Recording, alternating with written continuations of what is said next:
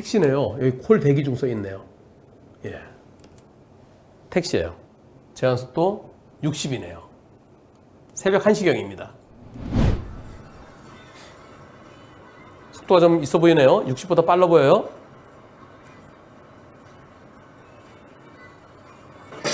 아이쿠. 오! 괜찮나요? 다시. 어디서 보이나요? 아, 이때 썬팅 없대요. 예. 살아있는 게 다행입니다. 저렇게 차가 위로 튕겨졌다고 부르면요. 보세요. 아, 정말 다행이에요. 여기 보닛에 한번 부딪혔어요. 만약에 여기 바로 딱 여기 떨어졌으면 사망입니다. 사망이거나 식물인간이에요. 12주 이상. 불박차는 이분이 이렇게 말씀하십니다. 제한속도 60, 불박차 속도 70분의 80, 무단횡단자 12주 이상 중상해, 여러 군데 골절. 그렇죠. 여기저기 골절되죠. 큰 뼈 부러지면은 기본적으로 12주입니다. 가운데가 뚫린 중앙분리대, 그게 중앙분리 봉을 뚫고 나온 거예요. 썬팅은 하지 않았습니다. 제 눈에 보이는 거랑 블랙박스는 똑같습니다. 라고 하시네요. 예, 투표해 보겠습니다. 불박차가 더 잘못이다. 무단횡단자가 더 잘못이다. 무단횡단자 100% 잘못이다. 투표 시작. 불박차가 더 잘못이다가 12%, 무단횡단자가 더 잘못이다가 16%, 무단횡단자 100% 잘못이라는 의견이 72%입니다. 지난번에 방송 한번 했었어요. 그러면서 내 60도로에 75에서 80으로 갔으면은 그러면 속도 위반 사고 아니네요. 20km를 초과해야 속도 위반이거든요. 그러면 여기저기 뼈 부러진 거 그거는 중상해 아닙니다. 그럼 종합보험 처리가 끝나요. 공소권 없음이에요. 만약에 중상해가 된다 그러면 경찰은 차대 사람 사고니까 무조건 내 차가 잘못이라고 그러겠죠. 그럼 과연 내가 뭘 잘못했느냐? 60을 지켜서 저걸 어떻게 피하느냐? 그리고 맞은편에서 차량 불빛도 있잖아요. 저 맞은편에 차량 불빛 여기 있어요. 예, 맞은편에 저 차량 불빛이 이렇게 여기 묻히잖아요. 여기 보이긴 하는데요. 요때 거리가 얼마인가요? 여기 요거 보인다 쳐더라도 한 칸, 두 칸, 세 칸, 네 칸, 한 32m?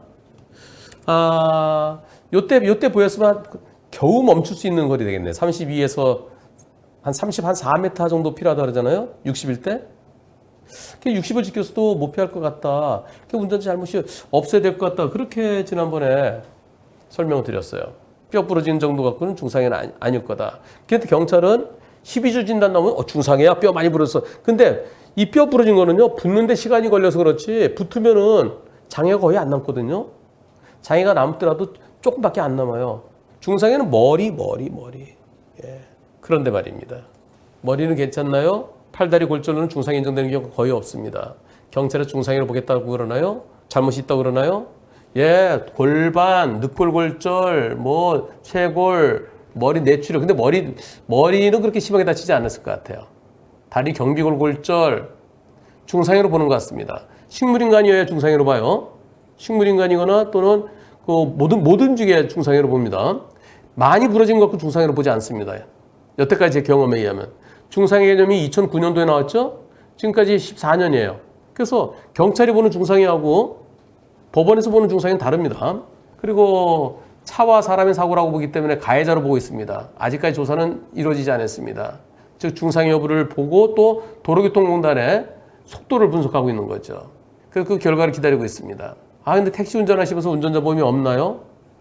근데 불박차 속도가 75에서 80이라고 그러셨는데 근데 제가 다시 보니까 80 넘는 것 같아요.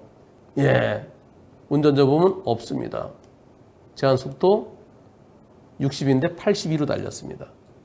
그럼 이제 답답해지는 거예요. 이분은요, 중상해 때문이 아니라 속도 위반 사고 때문에 왜 60도에서 82로 달렸어? 이게 정말 피하기 힘들죠. 종합보험에서 치료비는 나오지만 그러나 속도 위반 사고로 여기저기 부러져서 많이 다치는 경우 많이 다쳤는데요. 중상해는 아니라 하더라도 재판에서 어떻게 될까요? 벌금으로 끝날 사건은 아닌 것 같아요. 무혐의 열심히 다퉈봐야 되지만은 무죄 다퉈봐야 되지만은 무죄가 안 나온다 그러면 합의도 안 하고 이렇게 많이 다쳤는데 과속해놓고 근데 끝까지 잘못 없다고 그래?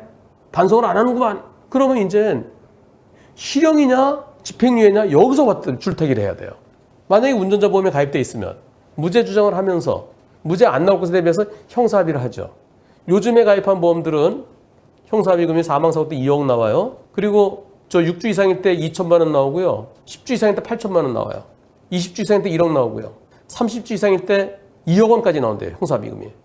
피해자가 좀 있더라도 크더라도. 그러면 이 사고가 운전자에 가입돼 있으면 8천만 원이 나오잖아요. 형사합의금이. 물론 그게 내가 가입하는 정도에 따라 다를 수도 있지만 그럼 그걸로 거기서 나오는 돈으로 그 한도 내서 합의하고 무죄 주장 열심히 하면서 그러면서 무죄가 아니면은 그 벌금형의 가능성이 있잖아요. 그러니까 형사합의가 원만이 되면 벌금이냐 무죄냐, 형사합의가 안 되면은 실형이냐 집행유예냐, 이 줄타기가 완전히 달라져요. 이쪽은 전기가 안 흐르는 전기줄에서 줄타기 하는 거고요. 이쪽은 고압 전류가 흐르는 고압선에서 줄타기 하는 거고요. 운전자 보험 필요합니다. 진짜 필요합니다.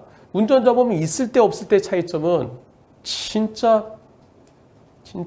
차이가 큽니다. 택시 하시면서 여유도 없을 거 아니겠습니까? 형사합의금 어떻게 마련하실 겁니까? 열심히 무죄 주장하셔야 되겠죠. 국선 변호인 선정해달라고 그래서 60을 지켜서도 피하기 어렵던 사고다라고 열심히 주장해 보십시오. 그런데 우리 마음은 저걸 어떻게 피해? 이걸 못 피하지. 안 보이잖아. 그런데 법원에서 어떻게 할까요? 네, 밤에는 잘 안 보이니까 오히려 제한 속도보다 줄였어야 되는데 왜 제한 속도가 더 빨리 갔느냐? 뭐 이렇게 하면서 무죄가 만만치는 않습니다. 모쪼록 이분이요, 무단횡단자도 빨리 좋아지시고요. 그리고 불박차 운전자분도 좋은 결과 얻으시기를 기원합니다.